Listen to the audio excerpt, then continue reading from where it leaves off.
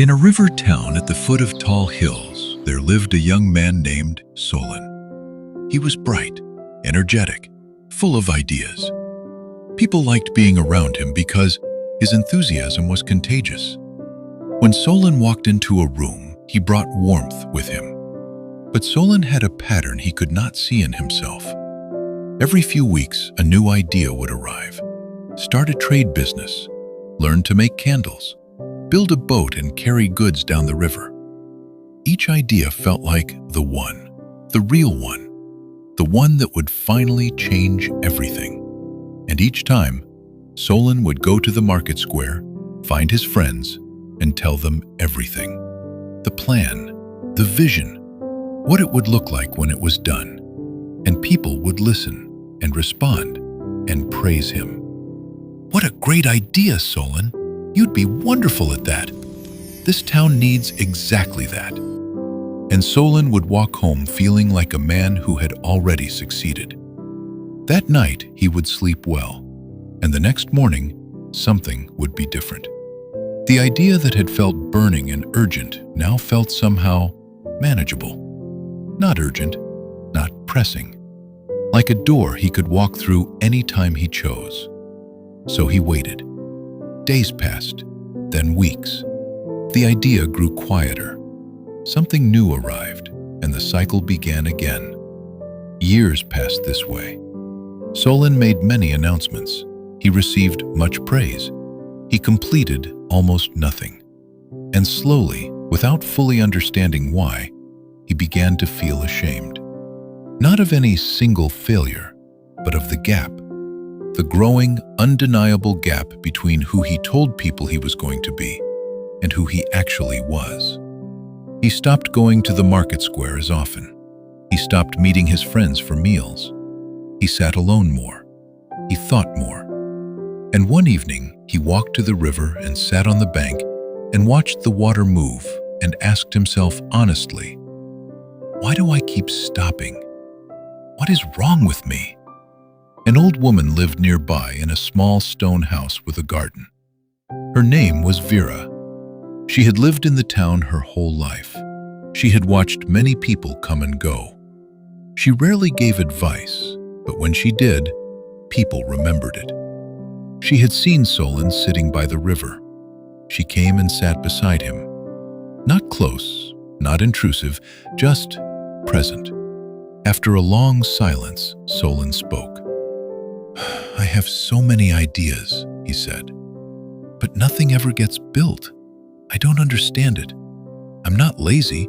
I work hard at other things. But my own dreams, they just disappear." Vera looked at the river. She did not answer immediately. Then she said, "Come to my garden tomorrow morning." In the morning, Solon came. The garden was small but well kept. Herbs, vegetables, 2 old fruit trees. Vera was kneeling by a patch of fresh soil. She held up a single seed. Small, dry, unremarkable. She pressed it into the earth with her thumb, covered it, smoothed the soil, said nothing. Then she stood, walked to the stone wall at the edge of the garden, and picked up another seed, identical to the first. She held it out in her open palm. "Call the children," she said. Solon looked confused, but he turned and called to a group of children playing in the lane nearby. They came running. Vera held up the seed. "Look," she said to them. "This seed will become a beautiful tree, tall and strong, full of fruit. Come back and see." The children looked at the seed. They oohed politely. Then they ran back to their game. Vera set the seed on top of the stone wall, in the open air, in the full sun, and she walked back inside without another word. Solon came back to the garden every few days. He watched the patch of soil. After 2 weeks, a tiny green shoot appeared, pale and thin and new. He felt something move in his chest when he saw it. He looked at the seed on the wall. It was dry, cracked. A bird had pecked at it. It had not changed at all. When he saw Vera next, he told her what he had seen. She nodded slowly. "A seed," she said, "does its growing in darkness, underground, hidden, where no one can see it. It needs that silence. It needs that privacy. The soil protects it while it is still fragile. But the seed on the wall, exposed to the sun, shown to everyone, left open to the birds and the wind, it never had a chance to become anything. It gave away all its potential the moment it was taken out of the ground." She looked at Solon steadily. "Your ideas are seeds. Every time you take one out and show it to people, every time you hold it up and say, 'Look what I am going to grow,' the praise you receive acts like sunlight on an exposed seed. It feels warm, it feels good, but it dries the seed out. Your mind receives the praise and believes the work is done. The hunger that was meant to drive you forward, the restless, unfinished feeling that should have made you act, is satisfied by the applause. And so you stop. Not because you are weak, not because the dream was wrong, but because you fed the hunger before it could take you anywhere." Solon was quiet for a long time. He thought about every announcement he had made, every excited conversation at the market square, every night he had walked home glowing from the warmth of other people's encouragement. He had always thought that sharing his dreams gave him energy, but now he understood.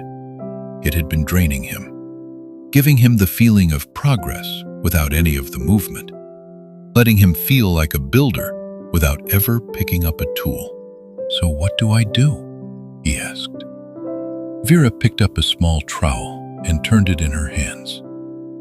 "Plant the seed," she said, "and then say nothing. Do your work in the early morning before the town wakes up. Do it in the evening when everyone else is resting. Make your mistakes in private. Fix them in private. Learn in private. Let no one know what you are building, not your friends, not your family. No one. When it is finished, when it is real, when it is standing, when it cannot be taken away, then let them see it. You will not need to announce it. A tree does not tell you it has grown. You simply walk outside one morning, and there it is, tall, strong, undeniable." That night, Solon sat alone and thought about what he wanted to build. Not what would impress people, not what would make a good announcement. What he actually wanted. What had been quietly calling him underneath all the noise. He found it. It had been there for years. He had announced it twice before, to great applause, and done nothing. This time, he told no one. He took out a plain notebook and wrote one line at the top of the first page. "This is for the work, not for anyone else." He began the next morning, before dawn, in a cold room, alone. No audience, no applause, no warm glow of other people's belief in him. Just the work. It was not perfect. It had rough edges. It carried the marks of every mistake and every correction. But it was real. It existed. It was his, and no one could take it back because it was already done. Neighbors saw it first, stopped, looked, said quietly, "Solon, when did you do this?" And Solon smiled. "I've been working on it," he said simply. He did not wait for more praise. He went back inside and opened the notebook to a new page and began again. Dear friends, you have a dream.